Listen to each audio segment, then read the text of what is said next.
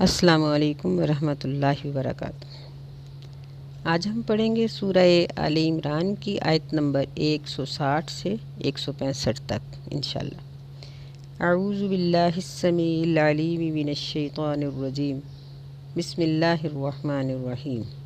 ان ینصرکم اللہ فلا غالب لکم، اگر اللہ تمہاری مدد کرے گا پس تم پہ کوئی غالب آنے والا نہیں۔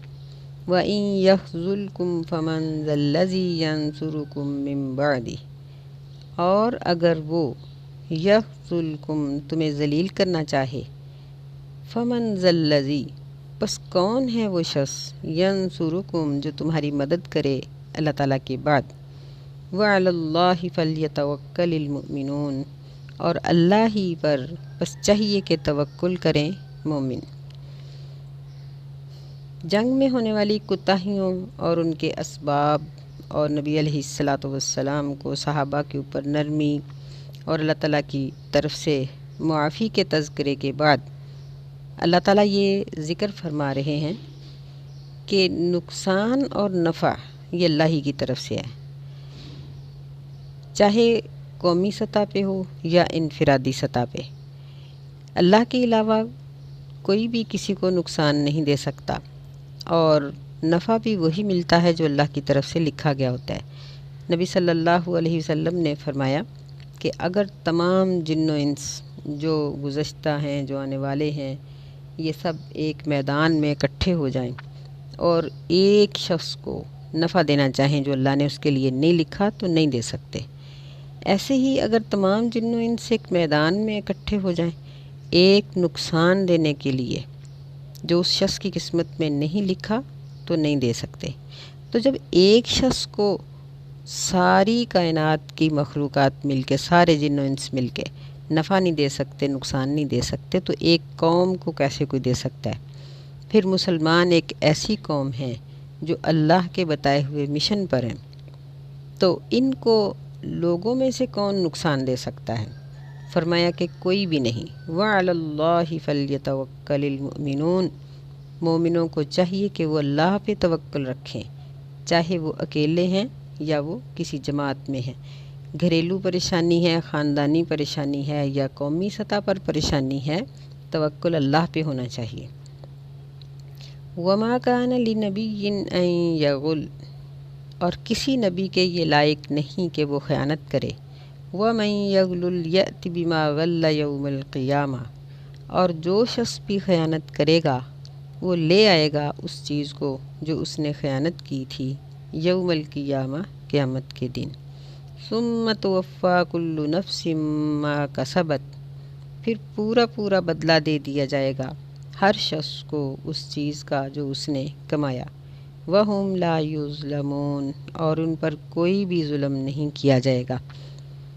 چونکہ درہ چھوڑنے والوں کی ایک خواہش مال غنیمت کا اکٹھا کرنا تھا، اور وہ یہ سمجھتے تھے کہ شاید جو جتنا لے لے گا اسی کا ہی ہوگا۔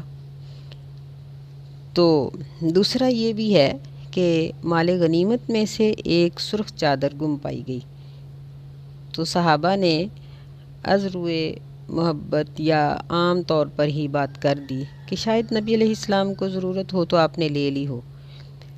تو اللہ تعالیٰ نے یہ آیت نازل فرمائی کہ مال غنیمت کی غلط تقسیم یا مال غنیمت کو تقسیم ہونے سے پہلے چھپ کر اس میں سے کچھ لے لینا یہ خیانت ہے، یعنی غلط تقسیم بھی خیانت ہے اور چھپ کر لینا بھی خیانت ہے، اور کسی نبی کے یہ لائق نہیں کہ وہ خیانت کرے۔ حالانکہ نبی کا اختصاص ہوتا ہے، یعنی کوئی بھی جو سپہ سالار ہے وہ مال غنیمت میں سے سب کے سامنے اپنے لیے کسی چیز کو اختیار کر سکتا ہے، چھوٹی موٹی چیز کوئی مال غنیمت میں سے عام لشکر کی تقسیم کے علاوہ لے سکتا ہے، لیکن چھپ کر لینا یہ خیانت ہے۔ اور اسی طرح مال غنیمت میں غلط تقسیم کرنا یہ بھی خیانت ہے، اور نبی ایسا نہیں کر سکتا، یعنی یہ تو عوام کے لیے بھی منع ہے۔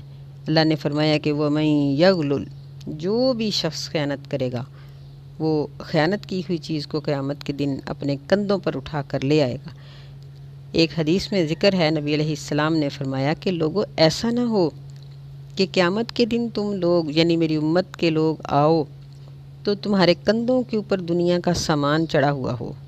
کسی کے کندھے پہ بکری چڑھی ہوئی ہے کہ اس نے مجھے خیانت کیا تھا، کسی کے کندھے پہ اونٹ چڑھا ہوا ہے کہ اس نے مجھے ریوڑ میں سے خیانت کر لیا تھا، کسی کے کندھے پہ گائے چڑھی ہوئی ہے اور یہ جانور بول رہے ہوں گے، بول بول کے بتا رہے ہوں گے کہ مجھے خیانت کیا گیا تھا، کسی کے کندھے پر یہ جو دولت ہے، سونا چاندی روپیہ کپڑا جوتا، جو بھی مالک کی دکان سے خیانت کیا گیا وہ چڑھا ہوا ہوگا کہ اس نے مجھے خیانت کیا تھا۔ گھروں کی خیانت، دکانوں کی خیانت، کارخانوں کی خیانت، ملک کی خیانت، یہ سب خیانتیں قیامت کے دن وہاں پوری کرنی پڑیں گی، اس کے بغیر بندے کا حساب و کتاب نہیں ہوگا۔ فرمایا کہ ثم توفیٰ کل نفس، ہر شخص کو بدلہ دے دیا جائے گا پورا پورا، ما کسبت، اس کے کیے ہوئے کا، اور ان پہ کوئی ظلم نہیں کیا جائے گا۔ تو نبی علیہ السلام کی بریت اللہ تعالیٰ نے خود یہاں بیان فرمائی۔ پھر فرمایا کہ افمن اتبع رضوان اللہ کمن باء بسخط من اللہ، کیا پس وہ شخص جو اتبع پیروی کرتا ہے اللہ کی رضامندی کی، یہ اس شخص کی طرح ہو سکتا ہے جو اللہ کے غصے کے ساتھ لوٹا، وَمَأْوَاهُ جہنم، اور اس کا ٹھکانہ جہنم ہے، وَبِئْسَ الْمَصِيرُ، اور لوٹ کر جانے کی یہ بدترین جگہ ہے۔ یعنی انبیاء علیہ السلام تو اللہ کے دین کی اتباع کرنے والے ہوتے ہیں، اللہ تعالیٰ کی رضا کو چاہنے والے ہوتے ہیں، تو یہ مال غنیمت کی تقسیم میں غلطی کیسے کر سکتے ہیں یا کچھ چھپا کیسے سکتے ہیں؟ ایسے ہی جو شخص مومن ہے وہ کسی دوسرے کے حق میں خیانت کیسے کر سکتا ہے؟ وَمَأْوَاهُ جہنم، ایسے لوگوں کا ٹھکانہ تو جہنم ہے، یعنی ایک اس کی سزا یہ ہے کہ جب وہ دنیا سے جائے گا کمن باء بسخط من اللہ، تو وہ اس طرح ہوگا کہ اللہ کے غصے کے ساتھ لوٹ رہا ہے۔ دوسری اس کی سزا یہ ہے کہ وہ جہنم میں اپنا ٹھکانہ بنا رہا ہے۔ تیسری سزا خیانت کرنے والے کی یہ ہے وَبِئْسَ الْمَصِيرُ، کہ اس کو بہت بری جگہ پر لوٹ کر جانا ہے۔ استغفر اللہ الذی لا الہ الا هو الحی القیوم واتوب الیہ۔ فرمایا ہم درجات عند اللہ، ان کے لیے تو درجے ہیں اللہ تعالیٰ کے پاس، واللہ بصیر بما یعملون، اور اللہ تعالیٰ اس چیز کو دیکھنے والا ہے جو وہ عمل کرتے ہیں۔ یعنی انبیاء، صلحاء اور عام لوگ، ان کا کوئی بھی عمل اللہ سے چھپا ہوا نہیں، اور یہ لوگ جو اللہ کے نزدیک درجات کے حامل ہیں، یہ اس طرح کی خیانت کیسے کر سکتے ہیں؟ پھر اللہ تعالیٰ نے جنگ کا یہ اصول بیان کرنے کے بعد نبی علیہ السلام کی نعمت کا تذکرہ کیا، مسلمانوں کو یہ باور کرایا کہ نبی صلی اللہ علیہ وسلم تو بذات خود ایک بہت بڑی نعمت ہے اللہ کی طرف سے تمہارے لیے۔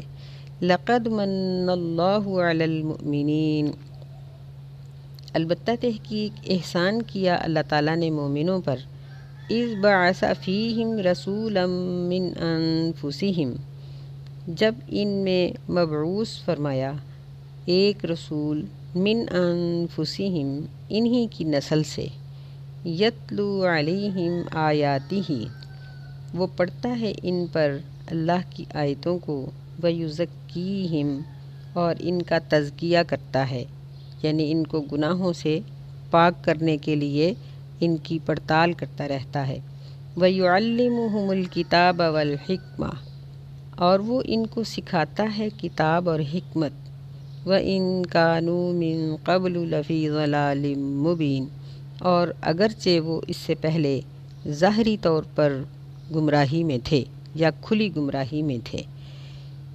تو یہاں جنگ کے دوران اللہ تعالیٰ نے اس احسان کا تذکرہ کیا کہ مومنوں کے اوپر یہ ایک بہت بڑا احسان ہے کہ اللہ نے اپنا رسول انہی میں سے بھیجا۔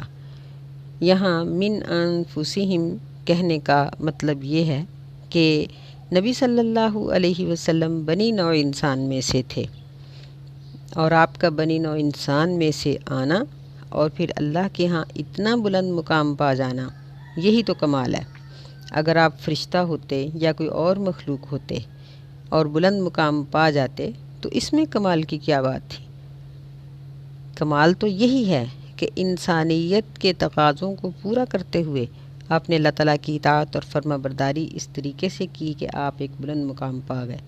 نبی علیہ الصلوۃ والسلام نے فرمایا کہ اللہ تعالیٰ نے پوری دنیا میں سے قریش کے لوگوں کو چنا اور قریش مکہ میں سے عبد المطلب کی آل کو چنا اور ان میں سے آل عبداللہ کو چنا، یعنی نبی علیہ السلام کے والد محترم کو چنا، اور اللہ تعالیٰ نے پھر نبی صلی اللہ علیہ وسلم کو پیدا کیا۔ پھر ایک حدیث میں آتا ہے کہ آپ کا ایک مرتبہ فرشتوں نے جب وزن کیا تو ایک آدمی کے ساتھ 10 آدمیوں کے ساتھ 100 آدمیوں کے ساتھ پوری مخلوقات کے ساتھ تو آپ کا پلڑا بھاری نکلا۔ اس طرح کی بے شمار احادیث اور ہیں جن میں نبی علیہ الصلوۃ والسلام کا سب سے افضل ہونا، اللہ تعالیٰ کے بعد انسانیت میں سے سب سے افضل ہونا یہ ثابت ہوتا ہے۔ تو یہ کمال ہے کہ ایک نبی انسانوں میں سے آئے لیکن وہ اس طرح سے اللہ کی اطاعت اور فرما برداری کرے کہ سب سے بلند مقام حاصل کر لے۔ اور اسی بات میں ہی کمال ہے کہ آپ انسانی ضروریات کو اللہ کے طریقے کے مطابق پورا کر کے ہمیں دکھا رہے ہیں۔ اگر نبی علیہ السلام فرشتہ ہوتے تو آپ کو نہ بھوک لگتی، نہ پیاس لگتی، نہ ضروریات آپ کی ہوتی، تو ہم آپ کی پیروی کیسے کر سکتے تھے؟ جب کہ آپ انسان تھے، آپ کو زخم کی درد تھی، بیماری کی تکلیف تھی، اولاد کی خوشی تھی، اولاد کی پریشانی ہماری پریشانیوں کی طرح کی تھی، اور آپ ہماری طرح ہر چیز کو محسوس کرتے تھے، تو ہماری طرح ہی ہر چیز کی خواہش رکھتے تھے، لیکن ہر چیز کے باوجود آپ نے اللہ کی اطاعت اور فرما برداری کر کے یہ ہمیں دکھا دیا کہ اللہ کا حکم کس طرح سے تسلیم کیا جاتا ہے۔ فرمایا یتلو علیہم آیاتی، یعنی نبی صلی اللہ علیہ وسلم کی ایک بہت بڑی فضیلت یہ ہے کہ آپ اللہ کی آیات کو انسانوں پر پڑھ کر سناتے ہیں۔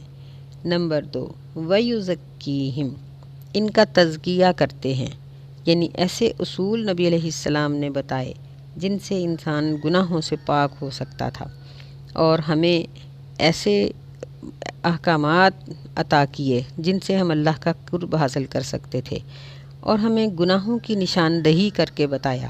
پھر جو لوگ آپ کی زندگی میں موجود تھے آپ ان کو اپنے ہاتھ سے بھی روکتے تھے کہ ایسا نہ کرو۔ وَيُعَلِّمُهُمُ الْكِتَابَ، آپ کی تیسری صفت یہ ہے کہ آپ ہمیں اللہ تعالیٰ کا قرآن سکھاتے ہیں، قرآن آپ نے ہمیں سکھایا، والحکمہ، اور ہمیں حدیث سکھائی، قرآن مجید کی تفسیر سکھائی۔ یہ اللہ تعالیٰ کا ہمارے اوپر نبی علیہ السلام کو بھیج کر ایک بہت بڑا احسان ہے۔ وَإِن كَانُوا مِن قَبْلُ لَفِي ضَلَالٍ مُبِينٍ، اگرچہ یہ لوگ نبی علیہ السلام کے آنے سے پہلے ظاہری طور پر گمراہی میں تھے، یعنی ہدایت سے بہت دور تھے اور گمراہی کے بہت ہی قریب تھے، تو اللہ تعالیٰ نے ہمارے اوپر احسان کیا۔ نبی علیہ السلام کی ایک حدیث ہے، آپ نے فرمایا کہ لوگو تم علی شفا حفرۃ من النار، کنتم علی شفا حفرۃ من النار، تم آگ کے گڑھے کے کنارے پر تھے، جہنم میں گر رہے تھے، میں نے تمہیں آ کر پیچھے کو کھینچا۔ پھر آپ نے ایک مثال دی کہ جس طرح برسات کے موسم میں ایک شخص آگ جلاتا ہے اور یہ پتنگے اور یہ کیڑے مکوڑے آگ میں گرنا شروع ہوتے ہیں، تو وہ اپنے ہاتھوں سے ان کو پیچھے ہلا ہلا کے ہاتھوں کو پیچھے ہٹاتا ہے۔ اس طرح فرمایا کہ میں تمہیں تمہاری کمر سے کھینچ کھینچ کر تمہیں پیچھے کو ہٹاتا ہوں کہ جہنم سے بچو، لوگو جہنم سے بچو۔ تو یہ اللہ تعالیٰ کا ہمارے اوپر بہت بڑا احسان ہے۔ اولما اصابتکم مصیبت قد اصبتم مثلیہا، کیا جب بھی تمہیں پہنچی کوئی مصیبت، قد اصابتم، تحقیق تم پہنچا چکے تھے، مثلیہا، اس سے 2 گنا۔ یعنی احد میں تو مسلمانوں کے صرف شہید ہی ہوئے تھے ساتھی، جبکہ بدر میں کافروں کے 70 مارے گئے اور 70 قید کر لیے گئے تھے، ڈبل نقصان تھا ان کا۔ قُلْتُمْ أَنَّا هَٰذَا، تم کہتے تھے کہ یہ کہاں سے آ گئی تکلیف۔ قُلْ هُوَ مِنْ عِنْدِ أَنفُسِكُمْ، کہہ دیجئے کہ وہ تو اللہ تمہارے اپنے نفسوں کی طرف سے ہے۔ هُوَ مِنْ عِنْدِ أَنفُسِكُمْ، تمہاری اپنی غلطی کی وجہ سے ہے۔ إِنَّ اللَّهَ عَلَىٰ كُلِّ شَيْءٍ قَدِيرٌ، بے شک اللہ تعالیٰ ہر چیز پر قادر ہے۔ یعنی مسلمان احد سے لوٹ کر یہ پریشان تھے اور منافق ان کو یہ تانا دیتے تھے کہ اگر تم صحیح ہو، اگر تمہارا دین درست ہے تو پھر تمہارے اوپر ایسا کیوں ہوا، بدر کی طرح کی فتح اب کیوں نہیں ملی۔ تو اللہ تعالیٰ نے فرمایا کہ اس کی ایک وجہ تو بہت بڑی یہ ہے کہ ہوا من عند انفسکم، کہ تمہاری اپنی ہی تو غلطی ہے، درہ تمہارے ہی ساتھیوں نے چھوڑا جس کی وجہ سے کافروں کو پیچھے سے حملہ کرنے کا موقع ملا اور اتنی زیادہ شہادتیں ہو گئیں، ورنہ اس سے پہلے تو میدان مسلمانوں کے ہاتھ میں تھا۔ تو دوسری بات یہ ہے کہ اگر اب تم پر یہ تکلیف آئی ہے، قد اصبتم مثلیہا، تو تم اس سے 2 گنا تکلیف بدر میں کافروں کو پہنچا چکے ہو۔ اور یہ جنگیں یہ کنویں پر لٹکتے ہوئے پانی کے ڈول کی طرح ہوتی ہیں کہ جب اس کو کھینچا جاتا ہے تو وہ ہلتا ہے، کبھی اس کنارے والے لوگ پکڑ لیتے ہیں اور کبھی اس کنارے والے، اور یہی آزمائش کی جگہ ہوتی ہیں۔ ایسے ہی موقعوں پر یہ بات پہچانی جاتی ہے کہ اپنا کون ہے اور پرایا کون۔ تو فرمایا کہ ان اللہ علی کل شیء قدیر، کہ بے شک اللہ تعالیٰ ہر چیز پر قادر ہے۔ یعنی منافقوں کا یہ کہنا کہ انا ھذا، کہ اگر تم سچے ہو تو یہ تکلیف کیوں آ گئی، اور مسلمانوں کا بھی یہ سوچنا کہ ایسا کیوں ہو گیا، تو یہ تمہاری اپنی وجہ سے ہے، اگر اللہ چاہتا تو ایسا نہ ہوتا، لیکن یہ ایک آزمائش تھی جس پر مسلمان پورے اترے اور اللہ تعالیٰ نے ان کو بلند مقام عطا فرمایا۔ اللہ تعالیٰ ہمیں سمجھنے کی توفیق عطا فرمائے، آمین۔ السلام علیکم ورحمۃ اللہ وبرکاتہ۔